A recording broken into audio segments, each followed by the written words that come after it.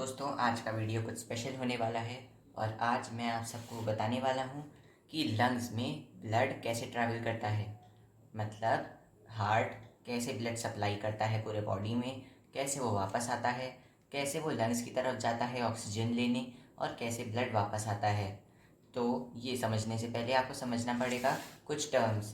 पहले मैं आपको बताऊंगा कि आर्टरी का मतलब क्या होता है। तो आर्टरी सिंपली वो है जो हार्ट से दूर जा रही है। तो आपके दिल से क्या दूर जा रहा है, कुछ भी, जो भी आपके दिल से दूर जा रहा है वो आर्टरी कहलाएगा। और वेन जो दिल की तरफ आ रहा है, तो आपके दिल की तरफ अभी ब्लड के अलावा कुछ नहीं आ रहा है, तो वो होता है वेन। और फिर पल्मनरी, पल्मनरी मतलब होता है लंग्स। जो भी लंग्स से रिलेटेड है वो होगा पल्मनरी। तो हम शुरू करते हैं लंग्स से। तो लंग्स एक ऑक्सीजन की फैक्ट्री है, क्योंकि वो कार्बन डाइऑक्साइड और ऑक्सीजन को एक्सचेंज करवाती है। तो यहाँ ऑक्सीजन भर भर के है और यहाँ से जो खून आएगा वो ऑब्वियसली ऑक्सीजन रिच आएगा, मतलब ब्लड में ऑक्सीजन ज़्यादा रहेगा। तो लंग्स से कुछ आ रहा है तो लंग्स से रिलेटेड है ना ये, तो इसको क्या कहेंगे, पल्मनरी। और ये हार्ट की तरफ जा रहा है, तो जो हार्ट की तरफ आ रहा है उसको कहते हैं हम वेन। तो ये हो गया पल्मनरी वेन। और ये आता है एक स्टोरेज टैंक जैसा, मतलब वो थोड़ी देर के लिए वहाँ रहता है और उसको कहते हैं हम एट्रियम। हम इसको कहेंगे लेफ्ट एट्रियम। अब आप लोग सोच रहे होंगे कि ये तो लेफ्ट एट्रियम तुम बोल रहे हो, पर ये तो राइट साइड में है। और ये राइट हो गया पूरा, पर ये तो लेफ्ट साइड में है। तो मैं आपको बता दूं कि आप ऐसा इमेजिन करिए कि आप एक डॉक्टर हैं और आप किसी पेशेंट का हार्ट देख रहे हैं। तो अगर आप किसी पेशेंट का हार्ट देख रहे हैं तो उसका लेफ्ट तो आपका राइट ही हुआ ना। समझ में आया? आया ही होगा। तो एट्रियम थोड़े टाइम के लिए ब्लड को स्टोर करता है और लेफ़्ट एट्रियम, सबसे पहले ब्लड लेफ़्ट एट्रियम में आता है जो कि इसको लेफ़्ट वेंट्रिकल में ट्रांसफ़र करता है। तो लेफ़्ट वेंट्रिकल एक पंप की तरह होता है। तो ये लेफ़्ट वेंट्रिकल पूरे बॉडी में पंपिंग स्टार्ट करता है। लेफ़्ट वेंट्रिकल से एक बड़ी सी पाइप निकल के आती है जिसको हम कहते हैं एओर्टा। एओर्टा सबसे पहले ब्लड का ट्रांसफ़र स्टार्ट करवाती है पूरे बॉडी में।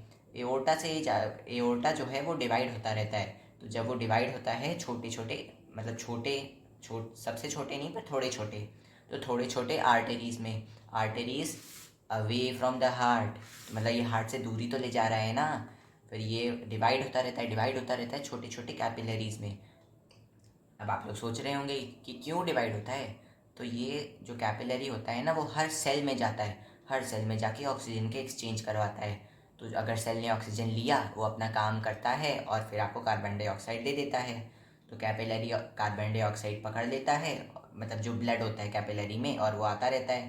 तो सारी कैपिलरी जॉइन होकर वेन में बन जाती हैं, वेन। तो वेन क्या होता है, टूवर्ड्स हार्ट। तो अभी ये हार्ट की तरफ जाने वाला है। तो ये तरफ हार्ट की तरफ जाता रहता है और ये जॉइन हो के एक बड़ी सी पाइप बन जाती है, vena cava. V for vein, V for vena cava. तो ये वीना कावा आता है स्टोरेज टैंक में जिसका नाम है राइट एट्रियम। एट्रियम, यहाँ भी एट्रियम था, यहाँ भी एट्रियम ही है। तो ये आता है राइट एट्रियम में। राइट एट्रियम से ये जाता है पंप की तरफ जो कि है राइट वेंट्रिकल। वेंट्रिकल से ये जाता है इस पाइप से। तो इस पाइप को हम क्या कहेंगे, लंग से रिलेटेड है तो पल्मनरी, और हार्ट से दूर जा रहा है, हार्ट से दूर जा रहा है तो ये होगा आर्टरी। ये जा रहा है लंग की तरफ और फिर ये आपका साइकिल हो गया कंप्लीट। अब मैं आपको कुछ छोटी छोटी बातें बताता हूँ। तो ये जो वेन होता है ना, ये वेन में वॉल्व्स होते हैं पर आर्टरी में नहीं होते। पर ऐसा क्यों है? तो देखिए, हार्ट होता है चेस्ट में, चेस्ट तो थोड़ा अपर बॉडी होता है ना। तो ये अपर बॉडी से जब नीचे आता है तो ग्रेविटी हेल्प करती ही है। और ये जो पंप है ये भी ज़्यादा प्रेशर प्रोवाइड करता है, तो ये बहुत तेज़ जाती है।